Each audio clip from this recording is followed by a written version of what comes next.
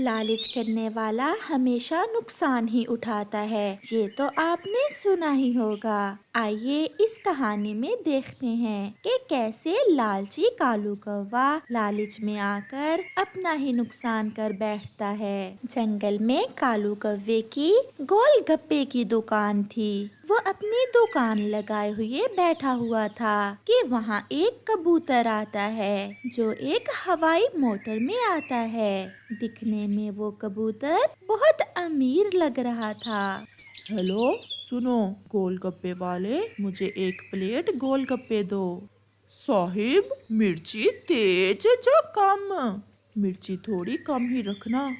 फिर कालू कौवा कबूतर को एक प्लेट गोलगप्पे की दे देता है। कबूतर बड़े मजे से वो गोलगप्पे खाता है।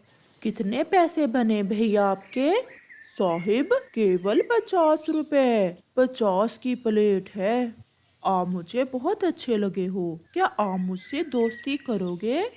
साहिब, मैं ठहरा गरीब पक्षी, गोलगप्पे बेचने वाला, और आप अमीर। मेरी और आपकी कैसे दोस्ती हो सकती है? क्यों नहीं? तुम मेरे दोस्त क्यों नहीं बन सकते? अच्छा, फिर मिलेंगे। ये लो, 100 रुपए रख लो। साहिब, 100 तो बहुत ज्यादा हैं। मेरे तो 50 रुपए बनते हैं। भाई, कहा है ना तुम्हें, रख लो। दोस्ती है, हिसाब कैसा? फिर कबूतर कालू कौवे को 100 रुपए देकर चला जाता है और कालू कौवा उस 100 रुपए के नोट को देखता ही रह जाता है। शाम को कालू कौवा घर जाकर अपनी पत्नी से कहता है। गोरी, आज मेरी दोस्ती एक बहुत अमीर पक्षी से हुई है। अमीर पक्षी से? वो कैसे पति जी? आज मेरे पास एक कबूतर जो बहुत अमीर था, अपनी हवाई मोटर में गोलगप्पे खाने आया था। और पता है, वो मुझे दाम की बजाय 100 रुपए देकर गया है, और मुझसे दोस्ती भी की है उसने। वाह, एक प्लेट गोलगप्पों की खाई और दे गया 100 रुपए। फिर तो वो बहुत अमीर पक्षी होगा। 3 दिन गुजर जाते हैं और फिर एक दिन वो ही पक्षी दोबारा आता है। कालू कौवा उसे देखते ही भागकर उसके पास आता है और अपने नौकर तोते से कहता है। देख नहीं रहे हो तुम? मिठू, जाओ और साहिब जी के लिए बोतल लेकर आओ। मिठू बोतल लेने चला जाता है और कबूतर बैठ जाता है। आज मैं यहाँ से गुजर रहा था, सोचा अपने दोस्त से ही मिलता जाता हूँ। ये तो बड़ी कृपया है जी आपकी, जो हम जैसे गरीबों को अपना दोस्त समझते हैं आप। वो सामने दुकान किसकी है? वो दुकान एक चिड़िया की है। और वो ऑटो किसका है? साहिब, वो ऑटो भी उस चिड़िया का ही है। बहुत अच्छा है वो ऑटो।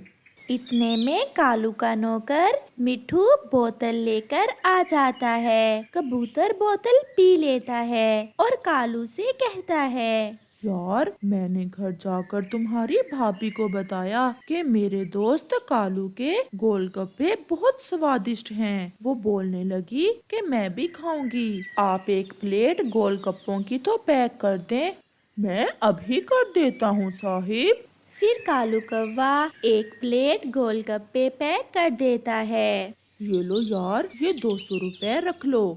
ना साहिब, मैं भाभी के गोलगप्पों के पैसे नहीं लूंगा। आपने दोस्त कहा है, मैं भी दोस्त बनकर दिखाऊंगा। नहीं नहीं, आप ये पैसे रख लो। फिर कबूतर कालू कौवे को 200 रुपए देता है और एक प्लेट गोलगप्पे लेकर वहाँ से चला जाता है। आज तो कालू बहुत खुश था क्योंकि आज उसने एक प्लेट गोलगप्पों की पूरे 200 में बेच दी थी। मेरा दोस्त आज फिर आया था, और पता है, आज वो मुझसे एक प्लेट गोलगप्पों की पूरे 200 में ले गया। अब तो मैं भी मान गई, वो सच में बहुत अमीर पक्षी होगा। ऐसे ही कुछ दिन गुजर जाते हैं और कबूतर फिर से आता है, मगर आज वो अपनी हवाई मोटर पर नहीं बल्कि उड़ते हुए आता है और साथ में उसकी पत्नी भी थी। साहिब, क्या हुआ? आपकी हवाई मोटर कहाँ है? यार, क्या बताऊं, ये आपकी भाभी हैं। नमस्ते कौवे भाई। नमस्ते बहन। यार, मेरी हवाई मोटर रास्ते में खराब हो गई थी। अच्छा यार, वो सामने जो ऑटो खड़ा है वो किसका है? साहिब, वो चिड़िया का है। यार, मुझे वो ऑटो तो थोड़ी देर के लिए लेकर दो। मैं तुम्हारी भाभी को घर छोड़कर अभी आता हूँ। मैं अभी लेकर आता हूँ साहिब, आप यहीं बैठें। फिर कालू कौवा चिड़िया के पास जाता है। चिड़िया बहन, मेरे दोस्त कबूतर की हवाई मोटर खराब हो गई है, उसके साथ उसकी पत्नी भी है। आप थोड़ी देर के लिए अपनी हवाई ऑटो तो दें, उसे अपनी पत्नी को घर छोड़ने जाना है। देख लो कालू, कहीं वो आपका दोस्त मेरी हवाई ऑटो ही लेकर ना भाग जाए। नहीं नहीं चिड़िया, मेरी अच्छी दोस्ती है उस कबूतर से, वो अभी थोड़ी देर में आ जाएगा। फिर चिड़िया कालू को अपनी हवाई मोटर दे देती है। ये ले, आप भाभी को घर छोड़ आए। आखिर दोस्त ही दोस्त के काम आते हैं। अगर आप 50 की जगह मुझे 100 दे सकते हैं तो मैं भी आपके काम आ सकता हूँ। मैं अभी थोड़ी देर में आया। फिर कबूतर अपनी पत्नी को उस हवाई ऑटो में बिठाता है और वहाँ से चला जाता है। घंटा 2 घंटे शाम हो जाती है। जब कबूतर वापस नहीं आता तो कालू थोड़ा थोड़ा परेशान हो जाता है। यार मिट्ठू, मेरा दोस्त कबूतर अभी तक लौट कर नहीं आया। मालिक जी, मुझे तो लगता है वो कबूतर कोई फ्रॉडिया था, वो आपसे हाथ कर गया है। नहीं यार, वो ऐसा नहीं हो सकता। चिड़िया भी आ जाती है।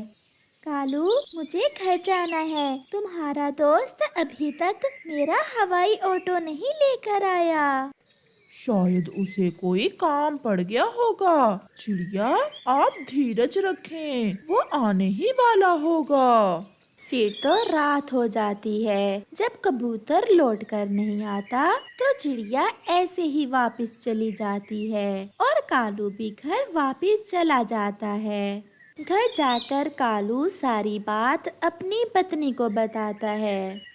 अब तो मुझे भी डर लग रहा है, कहीं सच में वो कबूतर फ्रॉडिया ही ना हो। अगर ऐसा हो गया तो हम चिड़िया का ऑटो उसे कहाँ से वापस करेंगे? मरेंगे और क्या करेंगे? पैसे देना पड़ेंगे चिड़िया को उसके ऑटो के।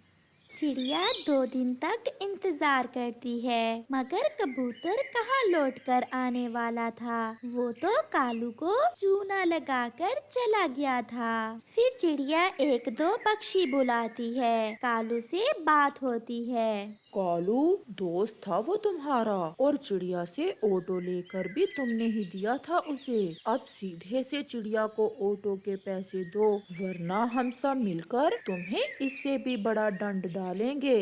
कालू कौवा करता भी तो क्या, वो चिड़िया को ऑटो के पैसे दे देता है। सब वहीं बैठे हुए थे जब चील रोती हुई आती है।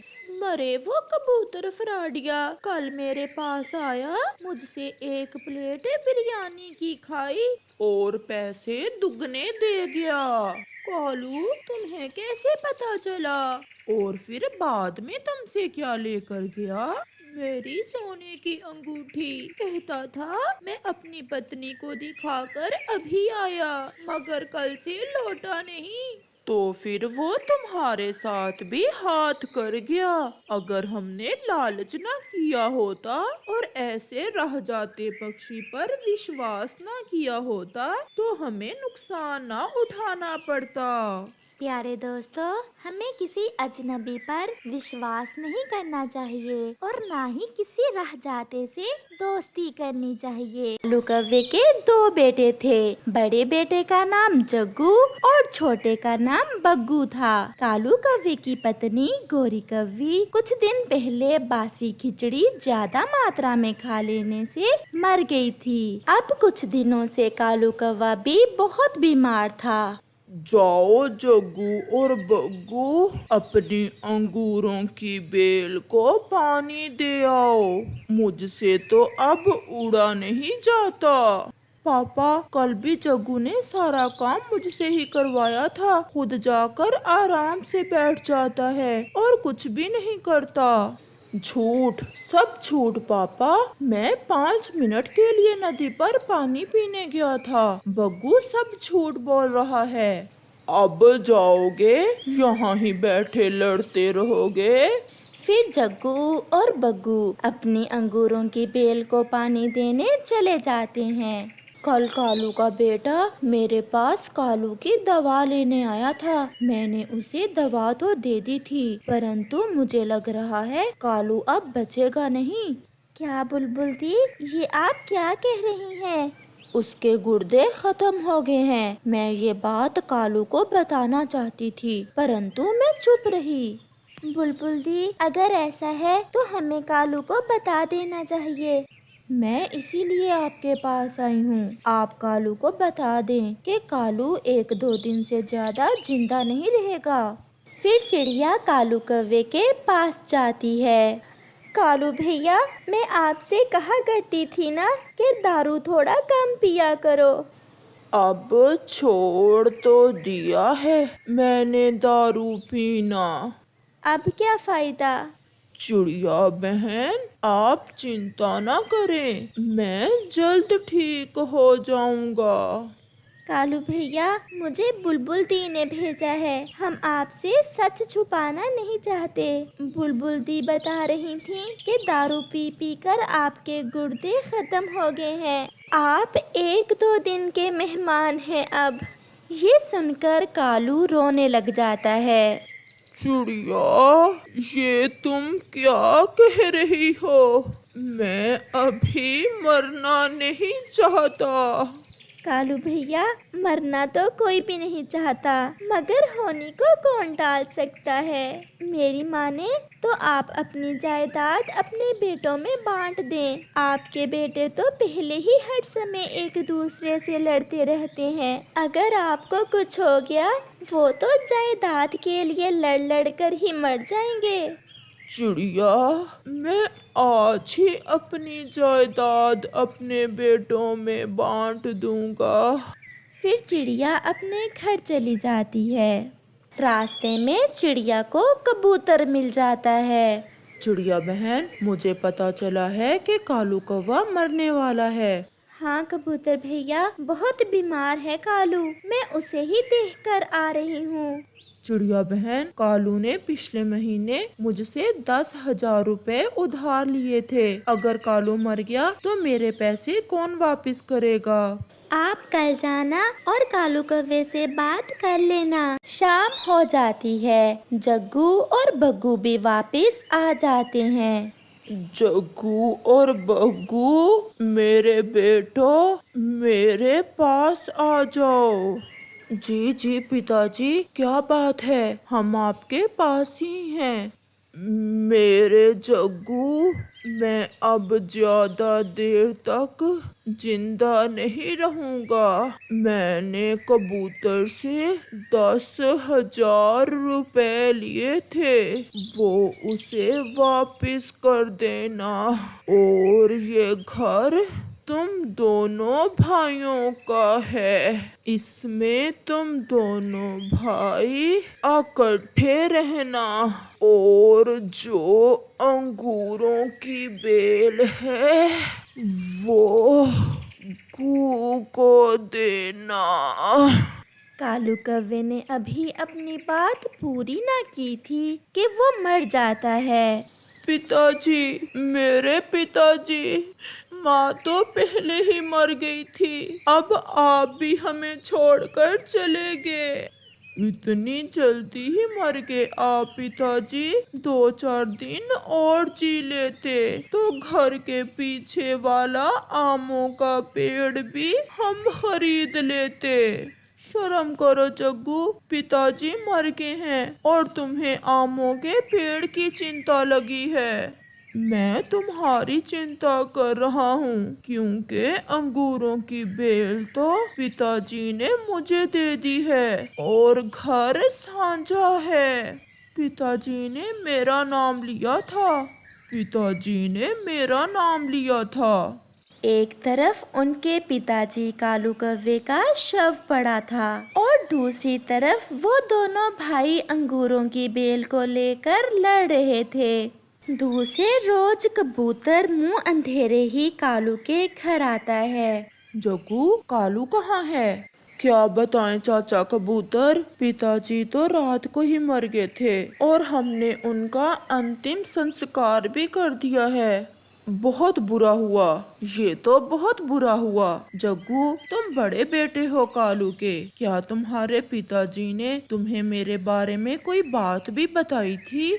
जी जी कबूतर चाचा। चुप चुप कर जाओ, चाचा कबूतर ने मुझसे पूछा है। कबूतर चाचा जी, पिताजी ने कहा था कि आपसे 10,000 रुपए लेने हैं। अगर पिताजी मर जाएं तो आप वो पैसे मुझे दे देना। ये सुनकर चाचा कबूतर की तो आंखें खुली की खुली रह जाती हैं। नहीं नहीं, आपको सुनने में गलती लगी होगी। 10,000 मैंने लेने थे तुम्हारे पिताजी से। ऐसे कैसे हम मान जाएं? कोई सबूत दो। अब तो सारे ही पक्षी आ जाएंगे कि हमने भी मेरे पिताजी से पैसे लेने हैं। मैं किस किस के पैसे दूंगा? अगर आप हमारे 10,000 नहीं देना चाहते तो ना दें, उल्टा हमसे तो ना मांगे। कबूतर चुप करके वहाँ से चला जाता है। जग्गू, पिताजी ने ऐसा ही कहा था जैसे कबूतर चाचा बोल रहे थे। तो फिर दो, अगर तुम्हारे पास हैं 10,000 तो। मैं तो नहीं दूंगा, पिताजी तो मर गए। पिताजी ने 10,000 लिए थे कबूतर चाचा से, हमने नहीं। कुछ दिन ऐसे ही गुजर जाते हैं और फिर एक दिन जग्गू शादी करके एक कौवी को अपने साथ ले आता है। जग्गू पति जी, ये कौन है? ये तुम्हारे देवर जी हैं और बग्गू ये तुम्हारी भाभी हैं। वो तो ठीक है, परंतु ये कहाँ रहेगा अब? मेरा मतलब है, तुमने तो कहा था कि मेरा अपना घर है। तो मैंने कौन सा झूठ बोला है? ये घर हम दोनों भाइयों का है। पिताजी ने मरते समय ये घर हम दोनों भाइयों को दिया था। बग्गू, जाओ और अपनी भाभी के लिए तोते से अच्छे वाले रसगुल्ले लेकर आओ। ये लो पैसे, 10 रुपए तुम रख लेना। बग्गू वहाँ से चला जाता है। मैं ऐसे इस घर में नहीं रह सकती। आज वो घर का मालिक बन बैठा है, कल अंगूरों की बेल का भी हिस्सेदार बन जाएगा। मैंने तुमसे शादी केवल घर और अंगूरों की बेल देखकर ही तो की थी। तुम चिंता ना करो, मैं बग्गू को जहर देकर मार दूंगा।